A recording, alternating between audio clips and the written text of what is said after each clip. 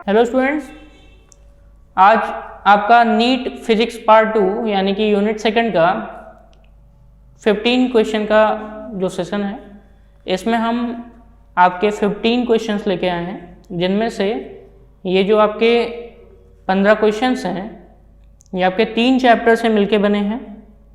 एक है आपका, सबसे पहले अगर देखें तो आपका है मोशन इन 2 डायमेंशन, ठीक है। देन आपका जो दूसरा पार्ट है वो है न्यूटन्स लॉ ऑफ मोशन, और तीसरा वो है आपका फ्रिक्शन। तो यहाँ पे मोशन इन 2 डायमेंशन यानी कि द्विविमीय गति, दूसरा यहाँ पे न्यूटन्स लॉ ऑफ मोशन यानी कि न्यूटन के गति विषयक नियम, और तीसरा जो आपका सबसे इम्पॉर्टेंट चैप्टर है वो है फ्रिक्शन यानी कि घर्षण बल, ठीक है। तो उससे रिलेटेड आपके कितने क्वेश्चन? 15 क्वेश्चंस हैं। तो चलिए हम यहाँ पे आपके पहले क्वेश्चन पे आते हैं। तो यहाँ पे सबसे पहला क्वेश्चन जो आपका अगर देखें तो इसमें सबसे पहला क्वेश्चन क्या है? A body of mass m is moving in a circle of radius r with a constant speed v. The force on the body is mv square upon r and is directed toward the center. अब यहाँ पे बात ध्यान से सुनिएगा कि बोला क्या है कि एक बॉडी है वो सर्किल ऑफ रेडियस यानी कि सर्किल पे क्या कर रहा है, यहाँ पे घूम रहा है। तो सर्किल मतलब क्या है? सर्कुलर पाथ पे घूम रहा है, ठीक है। किस रेडियस से घूम रहा है? r रेडियस से घूम रहा है, ठीक है। किस स्पीड से? कांस्टेंट स्पीड से घूम रहा है। तो कांस्टेंट स्पीड से अगर घूम रहा है तो ये यूनिफॉर्म सर्कुलर मोशन का हो गया, ठीक है। ये किसका केस हो गया? यूनिफॉर्म सर्कुलर मोशन का केस है। और यूनिफॉर्म सर्कुलर मोशन की अगर हम बात करें तो इसमें जो फोर्स है वो कितना होता है? mv square upon R. इसको हम कहते हैं सेंट्रीपिटल फोर्स, और सेंट्रीपिटल फोर्स हमेशा किधर होगा? सेंटर की तरफ। तो वो सारी बातें इसमें साफ साफ बोलिए। साथ ही बोला है what is the work done by this force in moving the body over the circumference of the circle. मतलब अगर हम देखें तो यहाँ पे ये पोर्शन इसको काटिए तो लिखा over the circumference of the circle, मतलब परिधि पर घूमने के लिए उस फोर्स द्वारा कितना वर्क डन लगाया जाएगा। तो सबसे पहली बात तो ये बात ध्यान में रखिए कि जब भी कोई वस्तु या ऑब्जेक्ट यूनिफॉर्म सर्कुलर मोशन करेगा तो यूनिफॉर्म सर्कुलर मोशन के समय उसका वर्क डन हमेशा याद रखिए उस पथ पर कितना मिलेगा? 0 मिलेगा, ठीक है। उसका वर्क डन हमेशा कितना मिलेगा? 0 मिलेगा। तो इसीलिए सीधे सीधे यहाँ पे ऑप्शन नंबर आपका बी ऑप्शन यहाँ पे करेक्ट है, ठीक है। क्योंकि आप सीधे यहाँ पे जाएंगे तो यहाँ पे ऑप्शन कौन सा करेक्ट मिलेगा? B option 0। क्यों? क्योंकि यहाँ पे आपसे वर्क डन पूछा है। आपको बता दें यूनिफॉर्म सर्कुलर मोशन में जो वर्क डन है वो हमेशा कितना होता है? 0 होता है। तो यहाँ पे इन सब वैल्यू का कोई मतलब नहीं है, ठीक है। फिर हम क्वेश्चन नंबर 2 पे आते हैं। क्वेश्चन नंबर 2 पे आते हैं। आपको क्वेश्चन नंबर 2 अगर देखें तो क्या कह रहा है? A particle is moving in a horizontal circle, ठीक है, विथ कांस्टेंट स्पीड। मतलब एक हॉरिजॉन्टल सर्किल है ऐसे करके, ठीक है, और उसमें एक पार्टिकल कैसे घूम रहा है? कांस्टेंट स्पीड से घूम रहा है, ठीक है। तो बोला इट हैज कांस्टेंट। सबसे पहली बात तो यहाँ पे ध्यान रखिए कि यहाँ पे बोला इट हैज कांस्टेंट वेलोसिटी, मतलब निम्नलिखित में से कौन सी वैल्यू नियत होगी? तो कांस्टेंट वेलोसिटी बोला है, ठीक है। और वेलोसिटी को हम किससे डिनोट करते हैं? v से, वेक्टर v। एक्सेलरेशन को भी हम किससे डिनोट करते हैं? वेक्टर a से। यहाँ पे काइनेटिक एनर्जी को हम सिर्फ k e से डिनोट करते हैं, ठीक है। और यहीं पे डिस्प्लेसमेंट को हम किससे डिनोट करते हैं? d से डिनोट करते हैं, वो भी वेक्टर d से। तो यानी कि अगर पार्टिकल किसी हॉरिजॉन्टल सर्किल पर, किस पे? अगर जो पार्टिकल है वो किसी हॉरिजॉन्टल सर्किल पर ऐसे मूव कर रहा है तो इसका मतलब क्या है? अगर हम वेलोसिटी उसका कंसीडर करेंगे तो उसकी डायरेक्शन बदलती रहेगी, ठीक है, क्योंकि ये कैसी क्वांटिटी है? वेक्टर क्वांटिटी है। वेलोसिटी कैसी क्वांटिटी? वेक्टर क्वांटिटी है। यहीं पे अगर हम उसका क्या कंसीडर करेंगे? एक्सेलरेशन, तो वो भी बदलेगा यानी कि चेंज होगा, ठीक है। यहीं पे अगर हम उसका डिस्प्लेसमेंट देखेंगे तो ये भी क्या होगा? चेंज होगा, ठीक है। रीजन क्या है? वेक्टर क्वांटिटी है तो ये वेलोसिटी भी चेंज होगी। यहीं पे इसका अगर एक्सेलरेशन देखें तो ये भी चेंज हो रहा है, वेलोसिटी भी चेंज हो रही है, और इसका डिस्प्लेसमेंट भी चेंज हो रहा है, क्योंकि सदिश राशियों की दिशाएं अगर देखें तो सर्कुलर पाथ पर हर एक पॉइंट पर अलग अलग होंगी, तो इसलिए ये सारी वैल्यूज तो चेंज होंगी। बचा कौन? यहाँ पे काइनेटिक एनर्जी यानी कि गतिज ऊर्जा। और काइनेटिक एनर्जी की अगर बात करें तो ये जो गतिज ऊर्जा है आपका कैसी क्वांटिटी है? स्केलर क्वांटिटी है, और स्केलर क्वांटिटी में सिर्फ और सिर्फ मैग्नीट्यूड होता है। तो यहाँ पर सिर्फ और सिर्फ कौन नियत रहेगा, काइनेटिक एनर्जी। तो ऑप्शन आपका कौन सा सही है यहाँ पे, ऑप्शन नंबर सी यहाँ पे क्या है, करेक्ट है। क्लियर हो गया, ऑप्शन नंबर यहाँ पे कौन सा सही है, सी ऑप्शन करेक्ट है, क्योंकि कांस्टेंट सिर्फ कौन रहेगा, काइनेटिक एनर्जी, और बाकी सब कैसे रहेंगे आपके, जो वो वेक्टर क्वांटिटी हैं तो उनमें डायरेक्शन हमेशा बदलता रहेगा, तो वो कांस्टेंट नहीं रह सकते। ठीक है, नेक्स्ट हम किस पे चलते हैं, क्वेश्चन नंबर 3 पे। बोला है एक 500 किलोग्राम कार, यानी कि मास कितना दिया है आपका, मास दिया है 500 किलोग्राम। ठीक है, अब 500 kilogram car takes a round turn of radius 50 metre. अब भाई राउंड टर्न का मतलब क्या है, सर्कुलर पाथ पे वो घूम रहा है, यानी कि एक कार है वो एक सर्कुलर पाथ पे जा रही है, तो यहाँ से ही वो चलना स्टार्ट की। यानी कि सबसे पहली बात यहाँ पे बोला क्या, एक आपके पास क्या है, एक कार है जिसका वेट कितना है, यानी कि मास कितना है, उसका द्रव्यमान कितना है, क्या दिया, मास। तो मास दिया है आपका 500 किलोग्राम। ठीक है, तो वो एक राउंड टर्न ले रहा है, राउंड टर्न का मतलब रास्ते में से जा रहा था तो राउंड टर्न पड़ा, तो राउंड टर्न ऐसे उसको लेना था, तो ये राउंड टर्न उसने लिया और इसकी रेडियस कितनी थी, 50 मीटर की। ठीक है, तो ये 50 मीटर की रेडियस हो गई।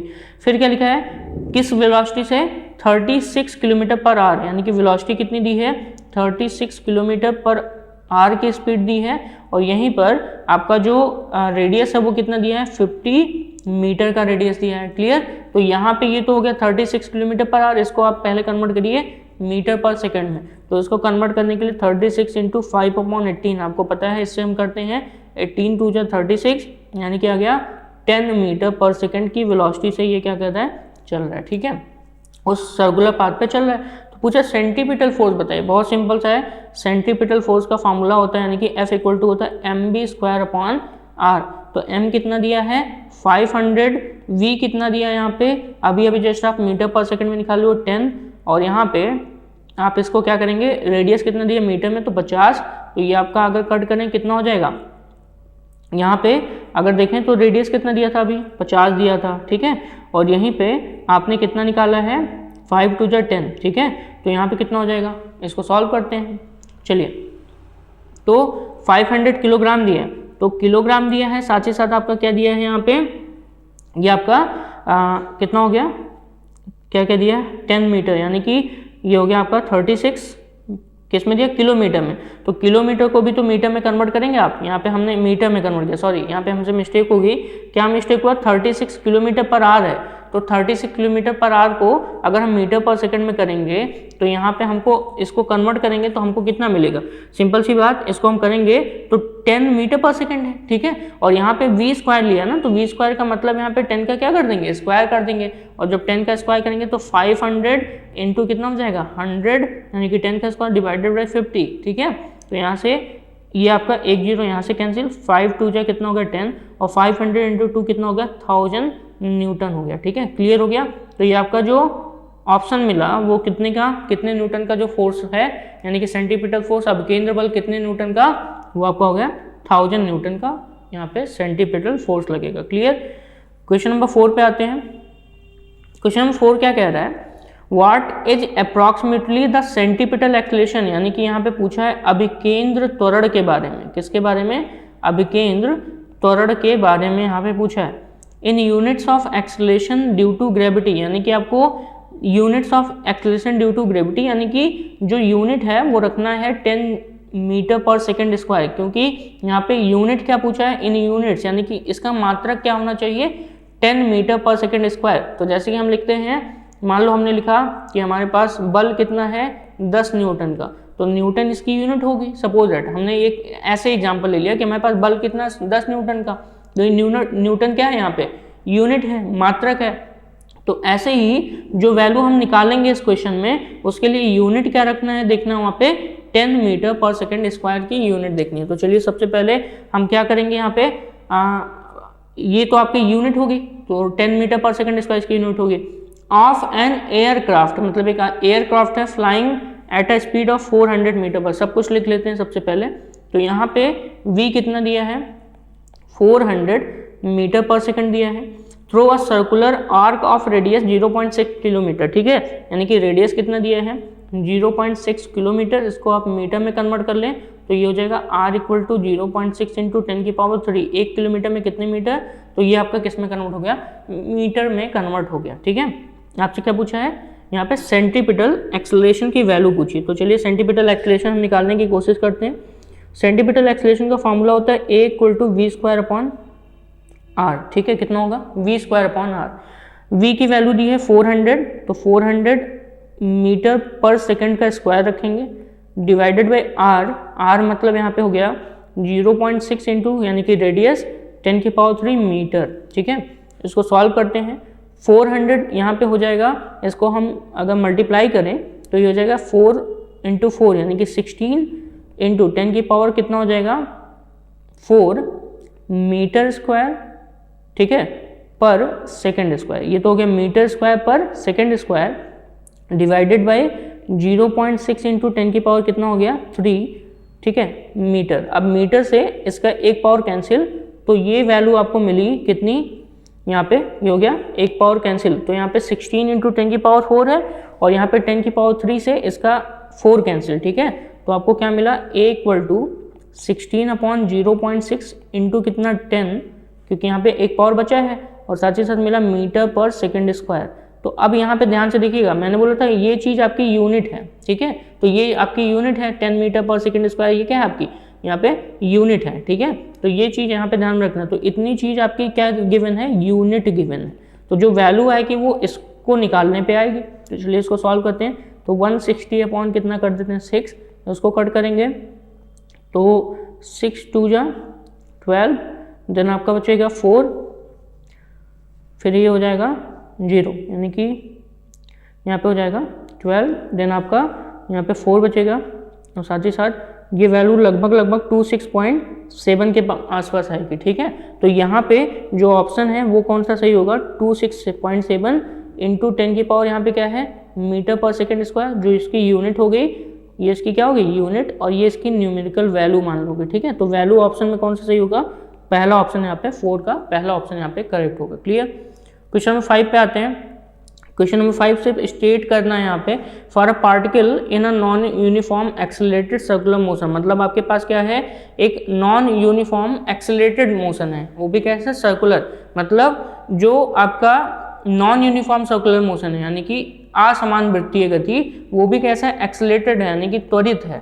ठीक है, तो ऐसे समय में निम्नलिखित में से कौन सा सही होगा, तो पहली बात तो लिखा है velocity is radial and acceleration is transverse. तो सबसे पहले हम यहाँ पे आपको इसका आंसर ही बताने की कोशिश करते हैं कि वेलोसिटी तो हमेशा याद रखिए ट्रांसवर्स होगा, वेलोसिटी कैसा होगा ट्रांसवर्स होगा। ठीक है, लेकिन ये बात ध्यान में रखिए वेलोसिटी कैसा होगा ट्रांसवर्स होगा, लेकिन एक्सेलरेशन जो है, ठीक है एक्सेलरेशन ये आपका कैसा होगा रेडियल होगा। ठीक है, और साथ ही साथ ये एक्सेलरेशन भी क्या होगा ट्रांसवर्स भी होगा। ठीक है, ध्यान में रखिएगा। क्यों, क्योंकि जब भी कभी आप नॉन यूनिफॉर्म करोगे तो यहाँ पे ट्रांसलेटरी वेलोसिटी जाएगी, मोशन होगा, तो इसलिए वेलोसिटी भी क्या है ट्रांसवर्स है, और एक्सेलरेशन क्या होगा रेडियल एंड ट्रांसवर्स दोनों होगा। ठीक है, तो चलिए देखते हैं सबसे पहले इसमें कौन सा ऑप्शन ऐसा मैच कर रहा है। तो इसमें बोला वेलोसिटी रेडियल, ठीक है, तो ये तो पहली बात गलत हो गया क्योंकि वेलोसिटी ट्रांसवर्स होनी चाहिए, velocity is transverse and acceleration is radial only, तो ये ओनली लगा दिया, तो ये भी ऑप्शन गलत है क्योंकि एक्सेलरेशन आपका दोनों होता है। ठीक है, और यहीं पे वेलोसिटी रेडियल एंड एक्सेलरेशन है both radial and transverse component. ठीक है, तो ये तो एक्सेलरेशन का पोर्शन तो सही है, बट यहाँ पे वेलोसिटी कैसी है वो मैंने अभी बताया आपको कि वेलोसिटी कैसी होनी चाहिए, यहाँ पे वो कैसी है ट्रांसवर्स होनी चाहिए। तो ठीक है, तो ये हो गया। यहीं पे फोर्थ ऑप्शन क्या कह रहा है कि velocity is transverse and acceleration has both radial and transverse component, ये ऑप्शन आपका क्या है करेक्ट ऑप्शन है। ठीक है, क्योंकि यहीं पे आपको क्या मिलेगा जो non uniform accelerated circular motion है उसका सही आंसर ये आपका ऑप्शन नंबर डी है। क्लियर। ठीक है, क्वेश्चन नंबर 5 के बाद क्वेश्चन नंबर 6 पे आते हैं जो कि आपकी न्यूटन्स लॉ ऑफ मोशन से है, फर्स्ट लॉ ऑफ मोशन। ठीक है, जिसमें लिखा है a man getting down a running बस फॉल्स फॉरवर्ड बिकॉज। ठीक है, एक आदमी है जो रनिंग बस से अगर देखते हैं तो रनिंग बस से जब उतरता है तो कहाँ पे गिर जाता है फॉल्स फॉरवर्ड, मतलब आगे गिर जाता है। ठीक है, अगर वो सही से उस वेलोसिटी को ना पकड़ पाए तो रनिंग बस से अगर वो उतर रहा है तो आगे की तरफ गिर जाता है। रीजन क्या है यहाँ पे है ऑप्शन। सबसे पहली बात तो ये ध्यान में रखिए, जब भी कभी बस रनिंग में होगी तो ऐसे समय में जो आपका अपर पार्ट ऑफ द बॉडी होगा, ठीक है, वो मोशन में होगा, लेकिन जो lower part of the body होगा वो जमीन के टच में आते ही, ठीक है, वो रेस्ट फील करेगा। और इसी वजह से जैसे ही वो जमीन के टच में आएगा वो रेस्ट में आना चाहेगा, और आपकी अपर पार्ट ऑफ बॉडी वो बस के अकॉर्डिंग मोशन में है, तो इसलिए आप आगे की तरफ झुक जाते हैं। तो यहाँ पे इनर्शिया ऑफ रेस्ट नहीं होगा। Option number, due to inertia of motion upper part of body continues to be in the motion in forward. ध्यान से देखिए, यही ऑप्शन हमने अभी बताया और यही बोल भी रहा है कि due to inertia of motion, यानी कि जो मोशन यानी कि गति की जो इनर्शिया है, इसमें upper part of the body continues to be in motion. जब बस चल रही है तो आपकी ऊपर का जो पोर्शन है वो मोशन में ही रहना चाहेगा। क्लियर, ठीक है। और यहीं पे in forward direction while feet come to rest, मतलब जब फीट रोड को टच करेगा तो वो कैसा हो जाएगा, come to rest as soon as, वो कहाँ आना चाहेगा, रेस्ट में आना चाहेगा, तो इसीलिए वो आगे की तरफ क्या हो जाएगा, गिर जाएगा। तो यहाँ पे ऑप्शन नंबर कौन सा सही है, यहाँ पे क्वेश्चन नंबर 6 का ऑप्शन नंबर कौन सा सही है, यहाँ पे बी ऑप्शन करेक्ट है। ठीक है, ये आपका बी ऑप्शन करेक्ट है। क्वेश्चन नंबर 7 पे आते हैं। अब यहाँ पे क्वेश्चन नंबर 7 क्या कह रहा है, एक मास है, एक बॉडी है जिसका मास कितना है, 4 किलोग्राम है। तो यहाँ पे पहली बात तो हम लिख लेते हैं मास कितना है, 4 किलोग्राम दिया हुआ है। ठीक है, कितना दिया हुआ है, यहाँ पे आपका जो बॉडी का मास है वो कितना दिया हुआ है, यहाँ पे 4 किलोग्राम के बराबर दिया है। ठीक है, फिर लिखा है accelerated upon bye a constant force, और उस पर कैसा फोर्स लग रहा है, कांस्टेंट फोर्स अप्लाई हो रहा है। कैसा फोर्स, कांस्टेंट फोर्स अप्लाई हो रहा है। क्लियर, ठीक है। Travels a distance of 5 metre in first second, मतलब वो पहले सेकंड में, ठीक है, 5 मीटर की दूरी तय करता है, and a distance of 2 metre in the third second, मतलब अगर तीसरे सेकंड की बात करें तो दूसरे सेकंड में वो कुछ दूरी तय करेगा और थर्ड सेकंड में भी कुछ दूरी तय करेगा। तो इन दोनों के बीच वो कितना दूरी तय कर रहा है, 3 मीटर का। रीजन क्या है, यहाँ पे लिखा है 2 मीटर, तो 5 माइनस 2 करेंगे तो यहाँ पे कितना मिलेगा, 3 मीटर मिलेगा। ठीक है, तो ये चीज़ आप ध्यान में रखिएगा। तो यानी कि तीसरे सेकंड और दूसरे सेकंड को अगर माइनस करें तो हम देखेंगे कि टोटल 3 मीटर का क्या कर रहा है, डिस्टेंस कवर कर रहा है। मतलब एक तरीके से 2 मीटर की डिस्टेंस कवर की, यानी कि कितने की कमी आई, 3 मीटर की। पहले वो 5 मीटर कर रहा था, अब 2 मीटर करने लगा। कब, थर्ड सेकंड में।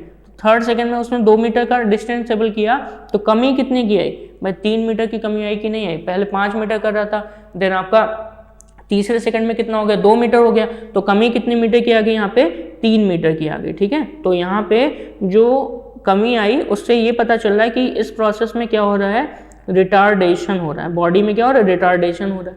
तो चलिए फर्स्ट सेकंड में वो कितना कवर किया है, 5 मीटर, वहीं पे सेकंड टू थर्ड सेकंड में अगर देखें तो वो कितना ट्रेवल किया है, वो भी कितना, 2 मीटर। तो कमी कितने की आई, यानी कि जो एक तरीके से लेस हुआ है वैल्यू, वो कितने मीटर का हुआ, 3 मीटर लेस हो गया। तो चलिए सबसे पहले हम फर्स्ट सेकंड के लिए यहाँ पे क्या निकाल लेते हैं, जो एक रिलेशन बनेगा टाइम आपके एक्सेलरेशन यानी कि रिटार्डेशन के बीच, वो हम देख लेते हैं। और यहाँ पर ध्यान से सुनिए, the force acting on the body is, यहाँ पे क्या है, फोर्स उस पर कितना एक्ट करेगा बॉडी पे, तो वो चलिए हम निकाल लेते हैं। तो सबसे पहले फॉर किसके लिए, first second, for first second की अगर हम बात करें तो यहाँ पे लिखेंगे तो आपको पता है S इक्वल टू क्या होता है, यही फॉर्मूला लगाएंगे ut minus half AT square, ये आपको पता है। तो S equal to ut minus half AT square, तो u की वैल्यू कितनी रखेंगे, u की वैल्यू हम कितना रखें, u ही रहने दें। ठीक है, u की वैल्यू हम कितनी रखें, चलिए u ही रहने देते क्योंकि हमको u की वैल्यू गिवन नहीं है। सेकंड कितना है, पहला सेकंड, ठीक है, 1 सेकंड है, माइनस हाफ, माइनस को लिया क्योंकि रिटार्डेशन हो रहा है, क्योंकि पहले 5 मीटर ट्रेवल कर रहा था और तीसरे सेकंड में 2 मीटर ही ट्रेवल कर पाया। ठीक है, तो ये रिटार्डेशन का केस यानी कि मंदन का केस है, गाड़ी धीरे धीरे स्पीड कम हो रही।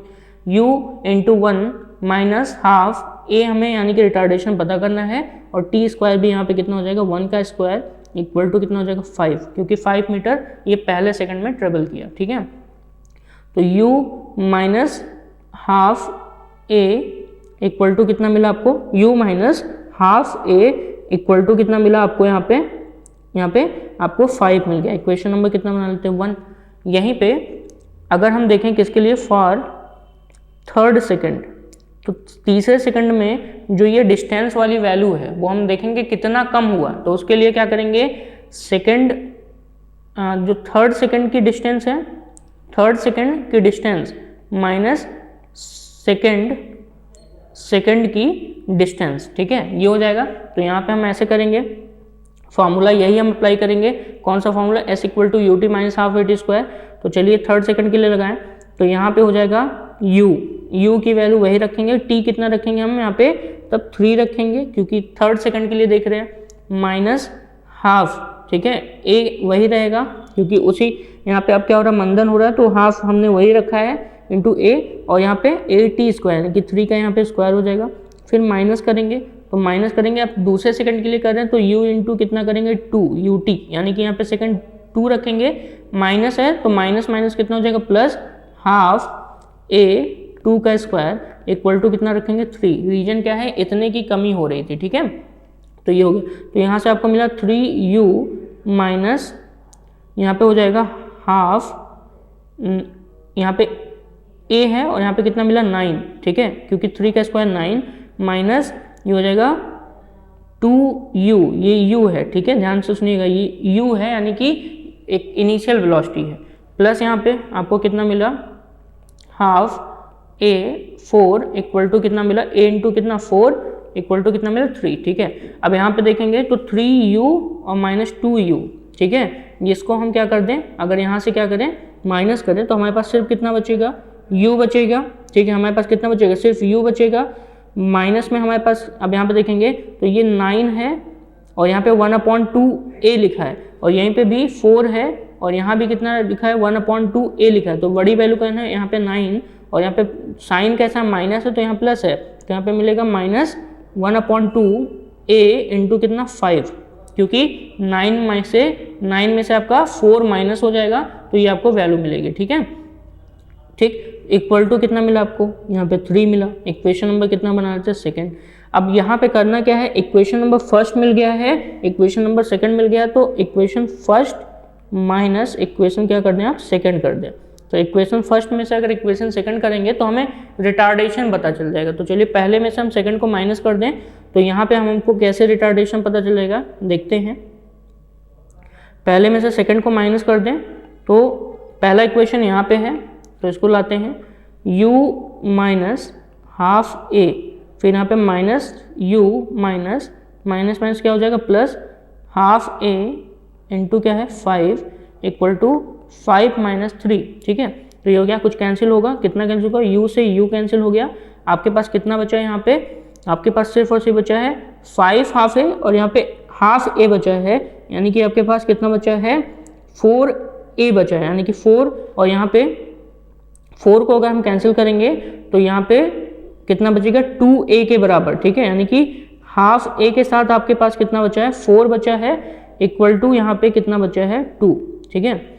और यहीं पे 2 से यहाँ पे 4 को कट करेंगे कितना आएगा 2, और इसी को अगर हम और सॉल्व करें तो यहाँ पे a इक्वल टू कितना आ जाएगा, a इक्वल टू यहाँ पे आ जाएगा, a इक्वल टू आपको मिलेगा -1, क्यों, क्योंकि a यहाँ पे है, यहाँ पे 2 है, 2 से आपका जो 2 है ये भी कैंसिल होगा, और साथ ही रिटार्डेशन का केस है, और रिटार्डेशन के केस में अगर आप देखेंगे तो वैल्यू कैसी मिलेगी आपको, नेगेटिव मिलेगी। तो यहाँ पे जो वैल्यू मिलेगी वो आपको कैसी मिलेगी, नेगेटिव मिलेगी, इसलिए यहाँ पर a इक्वल टू कितना आएगा -1, ठीक है, मीटर पर सेकेंड स्क्वायर। ये तो वैल्यू आ गई एक्सेलरेशन की। तो फोर्स पूछा है, तो फोर्स निकालने के लिए आपको पता है हम क्या करेंगे, यहाँ पे अलग पेन से हम लिख रहे हैं, तो फोर्स इक्वल टू क्या होता है, F equal to mass into acceleration, यही तो होता है। और मास कितना है यहाँ पे आपको पता है 4 किलोग्राम, जो कि मैं यहाँ पे लिख चुका हूँ, 4 इंटू एक्सेलरेशन कितना 1, तो F इक्वल टू कितना मिलेगा 4 न्यूटन। तो ऑप्शन यहाँ पे कौन सा सही मिल रहा है, ऑप्शन नंबर डी यहाँ पे सही मिलेगा। क्लियर हो गया,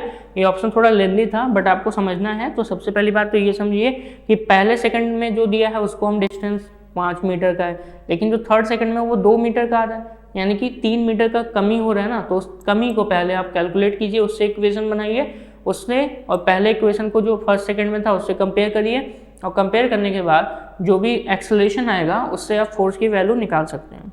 क्वेश्चन नंबर 8 पे चलते हैं।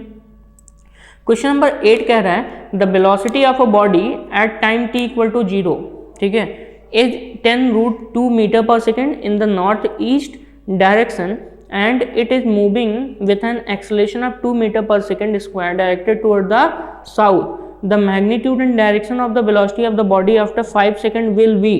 तो आपको सबसे पहली बात तो ऐसे क्वेश्चन को करने के लिए ध्यान से सुनिएगा, ऐसे क्वेश्चन को करने के लिए क्योंकि यहाँ पे नॉर्थ ईस्ट और डायरेक्शंस की बात की गई है, तो चलिए हम पहले डायरेक्शन बना लेते हैं। आपको पता है ये आपका कौन सा है, ये आपका नॉर्थ, ये आपका साउथ, ये ईस्ट हो गया और इधर क्या हो गया, वेस्ट हो गया। ठीक है, तो नॉर्थ ईस्ट वाला डायरेक्शन आपका ऐसे जाएगा, तो ये हो गया नॉर्थ ईस्ट डायरेक्शन।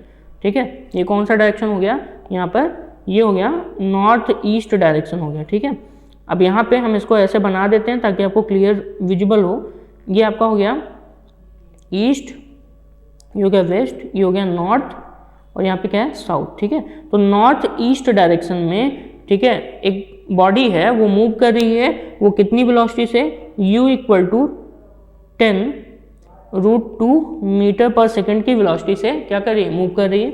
साथ ही साथ यहाँ पे क्या है, मूविंग विथ एन एक्सेलेरेशन, तो एक्सेलेरेशन विथ टाइम जो वैल्यू है वो किधर होगा, एक्सेलेरेशन विथ टाइम यानी कि जो at है वो किधर है, साउथ दिखा रहा है, क्योंकि a इंटू टी की वैल्यू किधर होगी, साउथ होगी। ठीक है, तो a और t ये वाला पोर्शन किधर है, साउथ, और वो कितना है 2 मीटर पर सेकेंड स्क्वायर के साथ साथ, यानी कि यहाँ पे जो एक्सेलेरेशन है वो किधर है, 2 मीटर पर सेकेंड स्क्वायर के साथ। ठीक है, यहाँ पे लिखा है। तो अगर आप देखेंगे तो आपको पता है नॉर्थ ईस्ट डायरेक्शन में, ठीक है, नॉर्थ ईस्ट डायरेक्शन में ये एंगल कितने डिग्री का होता है, 45 डिग्री, और ये कितने का, 90 डिग्री। तो वेक्टर्स के बीच का जो एंगल है पूरा वो है 1 कितना, 90 और 45, 135 डिग्री का पूरा यहाँ पे क्या है, एंगल है बना हुआ। ठीक है, क्लियर हो गया।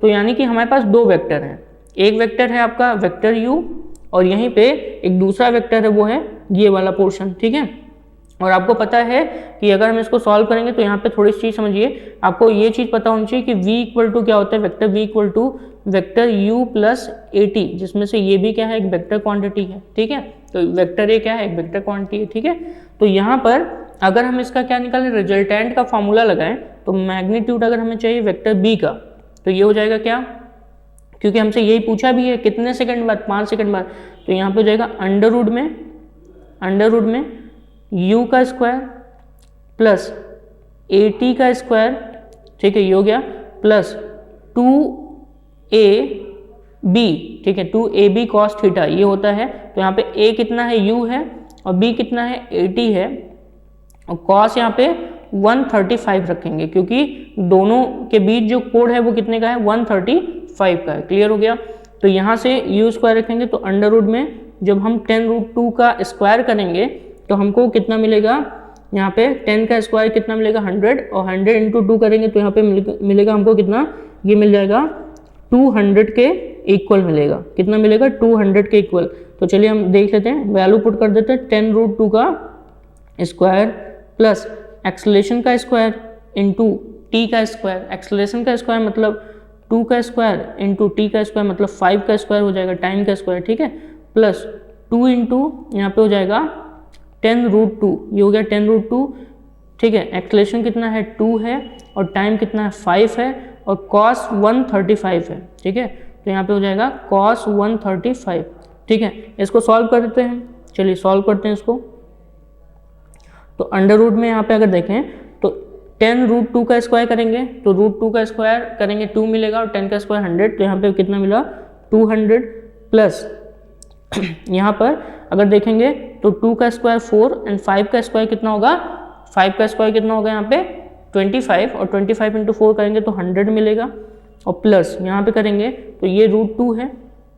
ठीक है, कितना है, √2 है, और यहाँ पे 10 इंटू 2 यानी कि कितना होगा 20, और 5 इंटू 2 कितना हो जाएगा 10, 100 यहाँ पे, यानी कि कितना मिला आपका हो जाएगा, ये हो जाएगा 5 इंटू 2 10, और 10 इंटू 10 कितना 100, 100 इंटू 2 कितना हो जाएगा आपका 200√2। ठीक है, और साथ ही साथ कितना लिखा है cos 135, और cos 135 की वैल्यू निकालूँ तो cos 135 इक्वल टू होता है, इसको हम क्या लिख सकते हैं, cos 90 प्लस 45 लिख सकते हैं, यानी कि सेकंड कोऑर्डिनेट में हो, सेकंड कोऑर्डिनेट में इसकी वैल्यू माइनस में मिलेगी, माइनस में कितना sin 45, यानी कि माइनस में 1/√2 मिलेगा। ठीक है, तो ये हो गया।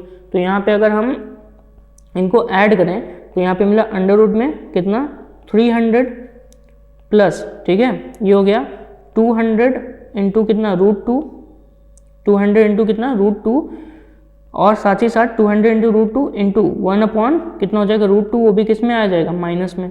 √2 से कितना हो गया √2 कैंसिल, और ये साइन हो जाएगा आगे का जो साइन है वो कैसा हो जाएगा माइनस। तो अंडर रूट में हमको कितना मिलेगा 100 मिलेगा, और जब अंडर रूट में 100 मिलेगा तो यहाँ से वैल्यू कितनी आ गई 10 मीटर पर सेकेंड, ये वैल्यू आ गई। तो यहाँ पे ऑप्शन देखेंगे तो चारों में आपको 10 मीटर पर सेकेंड दिख रहा है, तो सीधे सीधे हमारा ऑप्शन 10 मीटर पर सेकेंड का। लेकिन रिजल्टेंट जो है वो कहाँ से जा रहा है, तो रिजल्टेंट हमेशा ध्यान से सुनिएगा ईस्ट से होके जाएगा। किधर से होके जाएगा ईस्ट डायरेक्शन से। तो यहाँ पे ऑप्शन नंबर कौन सा सही होगा, ए सही होगा, ऑप्शन नंबर ए सही होगा। क्वेश्चन नंबर 8 का ऑप्शन नंबर ए सही होगा। ठीक है, क्वेश्चन नंबर 9 पे आते हैं। क्वेश्चन नंबर 9 क्या कह रहा है, आपके पास एक ब्लॉक है, ठीक है, वो भी किसका है, मास m का है, और इस ब्लॉक को हमने कहाँ पर रखा है, एक ब्लॉक है आपके पास, वो कितना है आपके पास, कितना है आपका मास m का है, और उसको हमने कहाँ पे रखा है, एक स्मूथ वेज ऑफ इंक्लिनेशन पे रखा है। ठीक है, स्मूथ वेज ऑफ इंक्लिनेशन पे रखा है, यानी कि एक ऐसा है आपका इंक्लिनेशन जिसपे क्या रखा है, एक ब्लॉक रखा है, वो ब्लॉक आपका इस तरीके का है कुछ। ठीक है, ये ब्लॉक हो गया। ठीक है, और इस पे क्या कर रहा है, इंक्लिनेशन कितना है, थीटा इंक्लिनेशन है। तो ऐसे समय में पहली बात तो इसका मास जो होगा mg, वो कहाँ होगा, नीचे की तरफ, तो mg मास हो गया। ठीक है, और mg मास है तो इसके दो आप क्या कर सकते हैं, कॉम्बिनेशन, एक ऐसे कर सकते हैं, यानी कि इसके दो कंपोनेंट, और एक ऐसे कर सकते हैं। ठीक है, ये भी एंगल कितना होगा थीटा, ये एंगल कितना होगा थीटा। तो यहाँ पे इसको मैं रफ कर देता हूँ, पूरा रफ करके थोड़ा सा एक बार और बनाता हूँ इसको, क्योंकि आपको यहाँ पे क्लियरली विजिबल होना चाहिए। तो मान लेते हैं ये आपका क्या है, इंक्लाइंड सरफेस है, और ये हो गया क्या, इंक्लाइंड सरफेस, जहाँ पर आपका एक बॉक्स रखा हुआ है, और वो जो बॉक्स है उसका मास कितना है यहाँ पे mg के बराबर है, इसका एंगल कितना है, थीटा है। यहाँ से इसका ये दो कंपोनेंट हो जाएंगे, इसकी भी वैल्यू कितनी होगी थीटा, और इधर भी जाएंगे तो ये आपका दो कंपोनेंट हो गए, ये हो जाएगा mg cos थीटा, और यहीं पे ये हो जाएगा mg sin थीटा, ये वाला कंपोनेंट। ठीक है, अब यहीं पे क्वेश्चन में क्या बोल रहा है कि the whole system is accelerated horizontally so that the block does not slip. ठीक है, on the wedge the force exerted by the wedge on the block. ठीक है, मतलब फोर्स की वैल्यू पूछा है। ठीक है, यानी कि आपके पास एक ब्लॉक है और उस ब्लॉक को स्लिप नहीं होने देना है, तो हमारे पास करना क्या होगा, इधर से हम इस पर एक्सेलरेशन अप्लाई करेंगे, एक एक्सेलरेशन लगाएंगे, और अगर हम इधर से इस पूरे सरफेस पर एक्सेलरेशन अप्लाई कर रहे हैं, जो हमारा वेज सरफेस है, स्मूथ वेज सरफेस है जिसका इंक्लिनेशन थीटा है, तो इस पर एक इधर की तरफ क्या लगेगा, एक सूडो फोर्स लगेगा, जिसकी वैल्यू किसके बराबर होगी, मास इनटू एक्सेलरेशन। जितना एक्सेलरेशन हम इधर लगाएंगे उसके अपोजिट इस बॉक्स पर एक सूडो फोर्स अप्लाई होगा। क्लियर हो गया। और इस सूडो फोर्स के लिए भी जो कंपोनेंट देखेंगे उसका भी एक कंपोनेंट होगा जो इधर होगा, और एक कंपोनेंट वो भी क्या होगा, इधर की तरफ होगा। ठीक है, तो एक कंपोनेंट आपका उधर है, यानी कि इसके बीच एंगल कितना होगा, थीटा होगा, तो ये हो जाएगा MA cos थीटा, और इधर वाला जो कंपोनेंट है इसमें ऐड हो जाएगा MA sin थीटा, ये ऐड हो जाएगा। और साथ ही साथ आपको पता है कि जो नॉर्मल है जिसको R से डिनोट करते हैं, ये आपका हो गया। ठीक है, रिजल्टेंट। तो ये अगर देखें तो यहाँ पर आपको ये सारे फोर्स आपको लगे हुए दिख रहे हैं, जिसमें से जो mg है, यानी कि जो मास इनटू ग्रेविटी है, इसका कंपोनेंट हो गया mg cos थीटा और mg sin थीटा। यहीं पर जो आपका ma है, इसका जो कंपोनेंट हो गया वो हो गया ma cos थीटा और ma sin थीटा। क्लियर हो गया। अब यहाँ पर अगर हम देखें तो कुछ चीज़ों को हमें कंपेयर करना है। चलिए देखते हैं किन किन चीज़ों को हम यहाँ पे कंपेयर करेंगे। तो जो r है, ठीक है, तो r की वैल्यू अगर हम देखें तो r की वैल्यू कितनी है, इसके बराबर mg cos theta plus ma sin theta. लेकिन क्या क्या चीज़ें यहाँ पे इक्वल है इक्विलिब्रियम के केस में, वो मिलेगा mg sin theta equal to किसके है, ma cos थीटा के। तो यहाँ से आप m और m को क्या कर दें, कैंसिल, तो आपको यहाँ पे एक्सेलरेशन की वैल्यू मिल जाएगी g, साथ ही साथ साइन थीटा बटे कितना मिलेगा, cos थीटा। ये आपको क्या मिलेगा, एक्सेलरेशन की वैल्यू। इसको इक्वेशन नंबर कितना बना लेते हैं हम, 1 बना लेते हैं। क्लियर। देन आपका अगर हम देखें तो ये जो नॉर्मल है, जो इसके सरफेस पर लग रहा है r इक्वल टू यहाँ पे मिलेगा mg cos theta plus M A sine theta, ये आपको मिलेगा, ठीक है। तो M G cos theta plus M A sine theta. अब यहाँ पे आप वैल्यू पुट कर दें तो एम जी कॉस थीटा तो रहेगा ही रहेगा, plus M A, M into A की वैल्यू रखेंगे तो ए की वैल्यू कितनी है यहाँ पर जी साइन थीटा बटे cos theta into sine theta है, तो यहाँ पे साइन स्क्वायर थीटा हमने कर दिया, ठीक है। तो अब हम इसका क्या करेंगे, एलसीएम लेंगे, तो यहाँ भी हो जाएगा M G cos square theta plus M G sine square theta divided by कितना हो जाएगा कॉस थीटा, ठीक है। और यहाँ पर ये किसकी वैल्यू, आर की वैल्यू आ रही है, और इसी आर की वैल्यू को अगर हम और लिखें तो ये यहाँ पे कॉमन हो जाएगा एम जी, और वैल्यू कितनी आ जाएगी कॉस स्क्वायर थीटा और साइन स्क्वायर थीटा प्लस में है इसलिए वैल्यू कितनी हो जाएगी 1, और नीचे कितना बचेगा, सिर्फ और सिर्फ कितना बचेगा कॉस थीटा, ठीक है। तो यहाँ पे पूछा है the force exerted by the wedge on the block, यानी कि आपसे आर की वैल्यू पूछा था, और आर की वैल्यू आपको यहाँ पे मिलेगी कितनी, M G upon cos theta. तो ऑप्शन यहाँ पे अगर देखें तो ऑप्शन नंबर, क्वेश्चन नंबर 9 का ऑप्शन नंबर कौन सा सही है, डी ऑप्शन यहाँ पे क्या है, करेक्ट है। क्लियर हो गया। क्वेश्चन नंबर 10 पे आते हैं। यहाँ पे क्वेश्चन नंबर 10 में एक बलून है, यानी कि एक गुब्बारा दिया गया है जिसका मास क्या है, एम है, इस डिसेंडिंग डाउन मतलब नीचे की तरफ आ रहा है किसी एक्सेलरेशन से, ए एक्सेलरेशन से आ रहा है, मतलब एक बलून है वो नीचे की तरफ किसी एक्सेलरेशन से आ रहा है जिसका मास कितना है, एम है, तो इसका वेट नीचे की तरफ कितना होगा, एम जी, ठीक है। और इस पे जो एम जी है ठीक है, how much mass should be remove from it so that it start moving up with an acceleration. तो मान लेते हैं बलून के ऊपर जो एयर जब वो नीचे आ रहा है तो एयर उस पर जो फोर्स लगा रही है वो कितना लगा रही है, बी, तो बलून है इसलिए हमने बी ले लिया। तो यहाँ पर एक इक्वेशन बनेगा क्योंकि एक्सेलरेशन नीचे की तरफ दिखा रहा है क्योंकि ये डाउन आ रहा है, तो ऐसे समय में यहाँ पे जो मिलेगा वो मिलेगा एम जी माइनस बी, क्योंकि ये वाला वैल्यू क्या है, बड़ा है, जिधर एक्सेलरेशन होता है उसमें से हम दूसरे वाले को माइनस कर देते, तो M G minus B equal to mass into acceleration, क्योंकि यहाँ पे हम क्या लगा रहे हैं, फ्री बॉडी डायग्राम के हिसाब से यहाँ पे नेट फोर्स की वैल्यू निकाल रहे हैं, तो एम जी माइनस यहाँ पे बी हो जाएगा और इक्वल टू नेट फोर्स कितना मिलेगा, मास इंटू एक्सेलरेशन के बराबर। यहाँ पे इसको हम कह लेते हैं इक्वेशन नंबर 1। अब बोल रहा है कि हम इसमें से कितना मास रिमूव करें कि जिससे कि ये ऊपर की तरफ मूव करना स्टार्ट कर दे, यानी कि उड़ना स्टार्ट कर दे, तो कुछ मास रिमूव करेंगे। तो चलिए अब मान लेते हैं जो आपके पास बलून है उसका मास हो गया, पहले m था, उसमें से हमने m नॉट मास क्या कर दिया, रिमूव कर दिया, तो अब इसका वेट कितना हो जाएगा, एक m minus M naught into कितना g, और ऊपर की तरफ इस पे जो फोर्स लग रहा है यानी कि जो एयर लगा रहा है वो कितना लगा रहा है, b लगा रहा है, ठीक है। तो ये हो गया। अब ये ऊपर की तरफ जाएगा किस एक्सेलरेशन से, मान लेते हैं a एक्सेलरेशन से, तो यहाँ पर जो अब इक्वेशन बनेगा वो बनेगा b minus M naught into कितना g equal to m minus M naught into क्या, a बनेगा। ये आपका इक्वेशन नंबर कितना बन गया, सेकंड बन गया।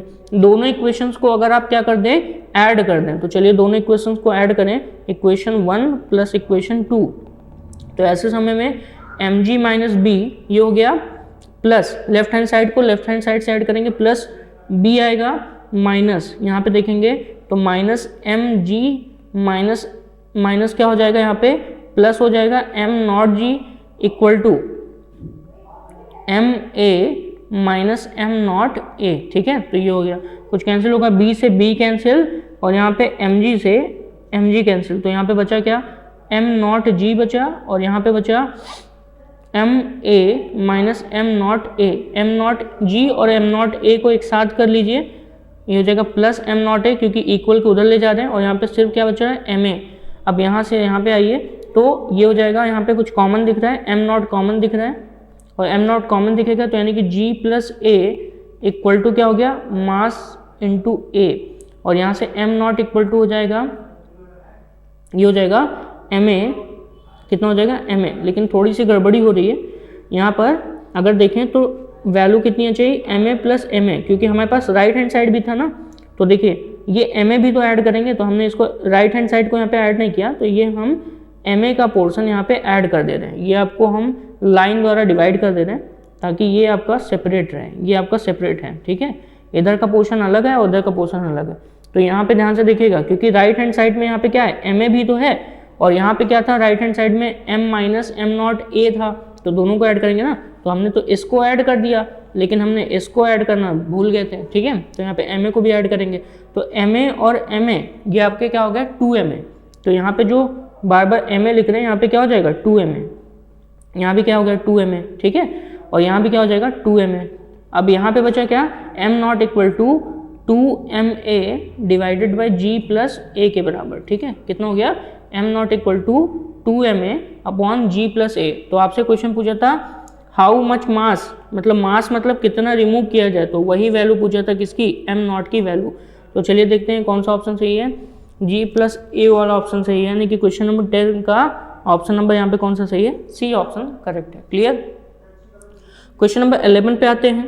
क्वेश्चन नंबर 11 क्या कह रहा है कि आपके पास एक मैन है drags a block through 10 metre on rough surface, एक रफ सरफेस है। तो चलिए हम यहाँ पे क्वेश्चन नंबर 10 के लिए हम यहाँ पे क्या कर लेते हैं, एक रफ सरफेस बना लेते हैं। तो ये मान लो एक क्या है, रफ सरफेस है, ठीक है, रफ सरफेस है। तो रफ सरफेस को मैंने यहाँ पे दिखाया और इसका म्यू की वैल्यू कितनी दी है, यहाँ पे म्यू की वैल्यू दी है, वो कितनी दी है आपको 0.5, यानी कि अगर देखें तो 0.5 इस सरफेस का फ्रिक्शन का एक कोफिशिएंट है, कोफिशिएंट ऑफ फ्रिक्शन दिया है, ठीक है, यानी कि घर्षण नियतांक का मान दिया है। क्लियर। देन आपको एक बॉक्स बनाया है, एक ब्लॉक है, इस ब्लॉक को मैंने ऐसे दिखाया, एक ब्लॉक है, इस पे कितना फोर्स लग रहा है, √3 kilo Newton acting at 30 degree, मतलब ये मान लेते हैं ये हॉरिजेंटल है, तो हॉरिजेंटल से 30 डिग्री पर, कितने डिग्री पर, 30 डिग्री पर एक फोर्स लग रहा है जिसकी वैल्यू क्या है, √3 किलो न्यूटन लगा रहा है, ठीक है। तो यहाँ पर इसकी वैल्यू कितनी हो जाएगी, √3 किलो cos 30 हो जाएगा कि नहीं, भाई सिंपल सी बात, ये कितना हो जाएगा 30 cos 30, ये हो जाएगा। और यहीं पे अगर हम यहाँ पे देखें इसके अपोजिट, तो इसके अपोजिट यहाँ पे सरफेस के बीच क्या लगेगा, फ्रिक्शन फोर्स लगेगा, जिसको हम स्मॉल f से डिनोट कर सकते हैं।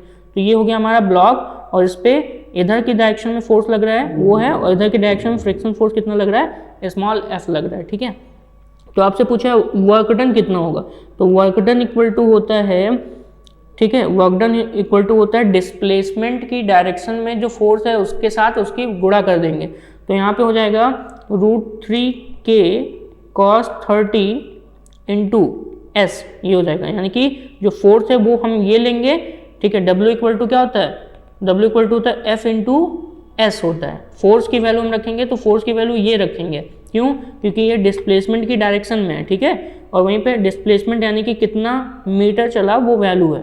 तो √3 इंटू k मतलब किलो है, यानी कि 10 की पावर यहाँ पे 3, cos 30 की वैल्यू कितनी होती है आपको पता है √3/2, और यहाँ पे s की वैल्यू कितनी है 10। इसको सॉल्व करते हैं तो 2 5 जा 10, √3 और 3 कितना हो जाएगा, यहाँ पे 3 हो जाएगा, इंटू कितना हो गया 5 इंटू 10 की पावर 3, तो यहाँ से गया 15 इंटू 10 की पावर 3, यानी कि 15, ये वैल्यू किस में आएगी जूल, और ये हो जाएगा 15 किलो जूल। तो यहाँ पे सही आंसर कौन सा है, क्वेश्चन नंबर 11 का सही आंसर आपका बी है।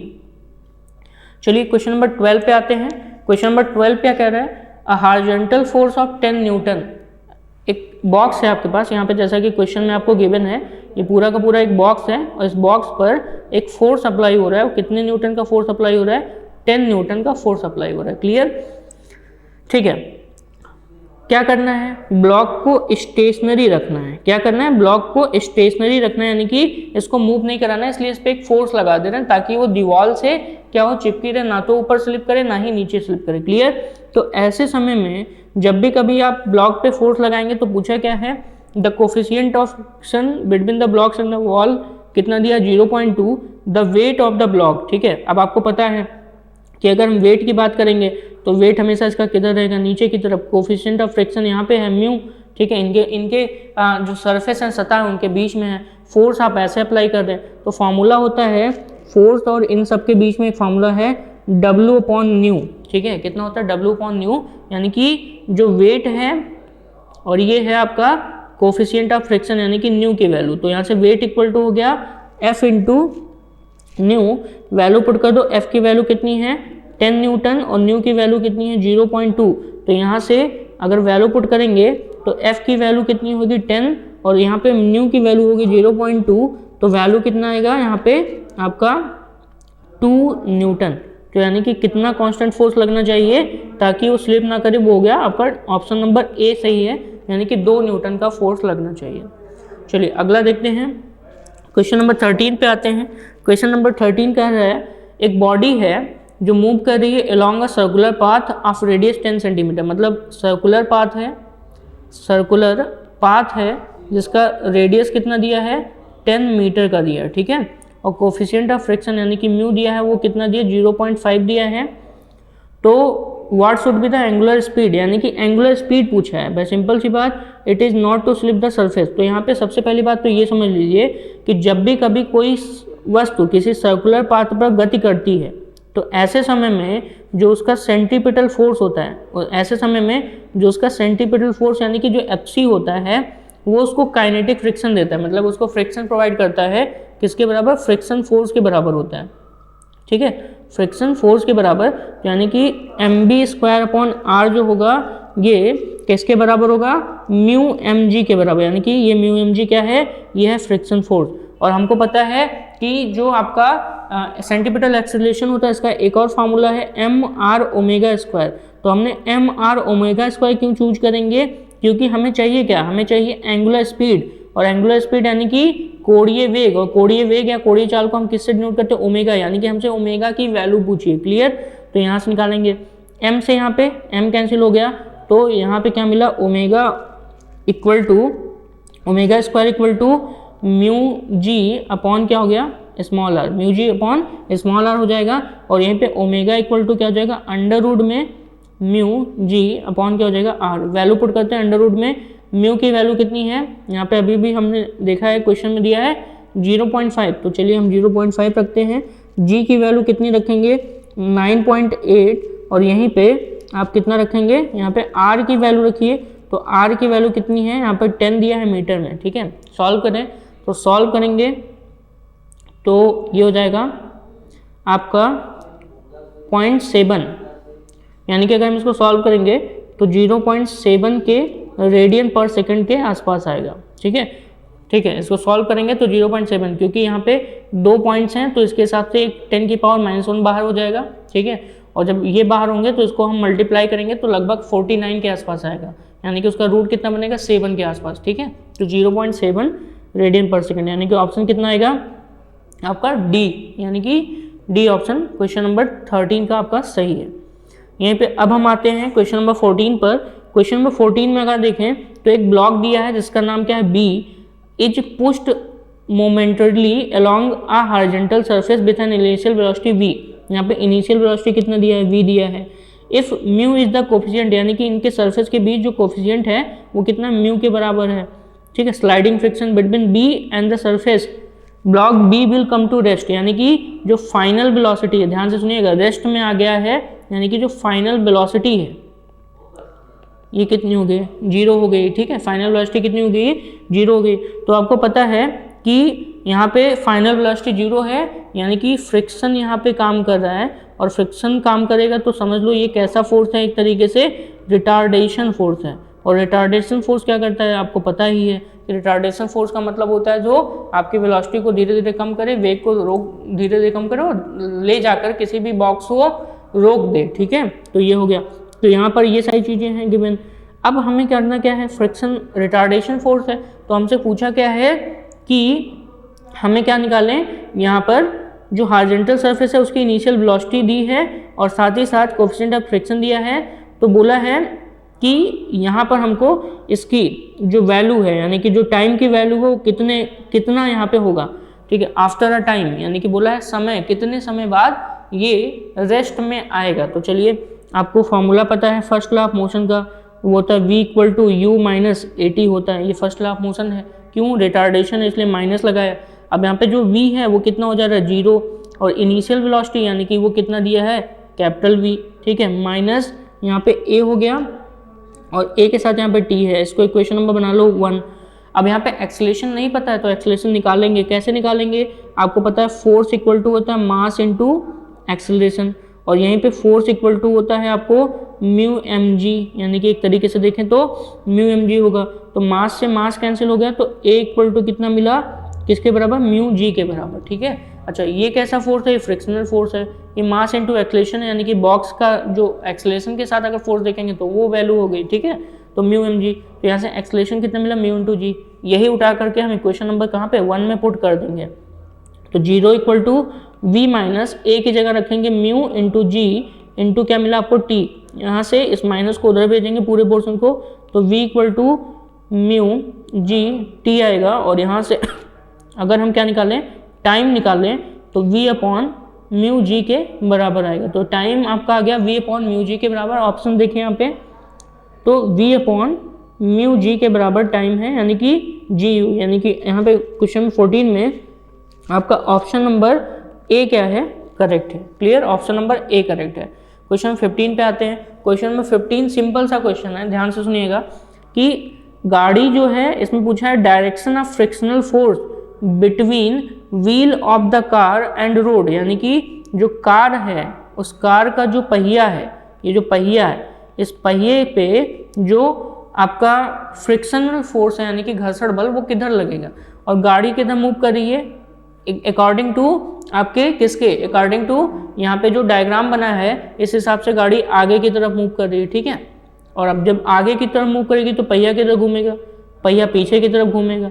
और आपको पता है कि पहिए की वेलोसिटी अगर पीछे है तो फ्रिक्शन फोर्स हमेशा किधर लगेगा, आगे की तरफ, ताकि वो रुक सके। तो अगर पहिया पीछे घूम रहा है तो फ्रिक्शन फोर्स हमेशा याद रखिए आगे लगेगा, और यहीं पे अगर आप पहिए को पीछे की तरफ घुमा रहे हैं, ठीक है, तो फ्रिक्शन फोर्स आगे, और पहिया अगर आगे की तरफ घूम रहा है यानी कि फ्रिक्शन फोर्स पीछे लगेगा। यानी कि जब कोई कार या बाइक सीधी डायरेक्शन में सामने चली जा रही है तो यानी कि वो आगे जा रही है, तब उसका पहिया पीछे की तरफ घूमेगा और फ्रिक्शन फोर्स आगे लगेगा। क्वेश्चन में पूछा है कि यहाँ पर कार और रोड के बीच, और क्वेश्चन में दिखाया था कहाँ जा रहा है, फॉरवर्ड, यानी कि आगे की तरफ जा रहा है, आगे जा रहा है कार। ठीक है, तो यहाँ पे जब कार आगे जा रहा है तो यहाँ पर फ्रिक्शन फोर्स कहाँ लगेगा, आगे की तरफ। रीजन क्या है, पहिया कहाँ घूम रहा है, पीछे। तो ऑप्शन यहाँ पे कौन सा सही है, फॉरवर्ड ऑप्शन सही है। तो ये ऑप्शन आपके अगर देखें तो जितने 15 क्वेश्चंस थे आज मैंने नीट फिजिक्स के बताए हैं, ये 15 क्वेश्चंस यूनिट सेकंड से लिया था, तो ये आपके बहुत ही इंपॉर्टेंट क्वेश्चन थे जिनको आप एक बार और देखिए और इनको समझने की कोशिश करिए। ऐसे ही हम यूनिट थर्ड का भी आप 15 क्वेश्चन लेके आएंगे। तब तक के लिए थैंक यू सो मच।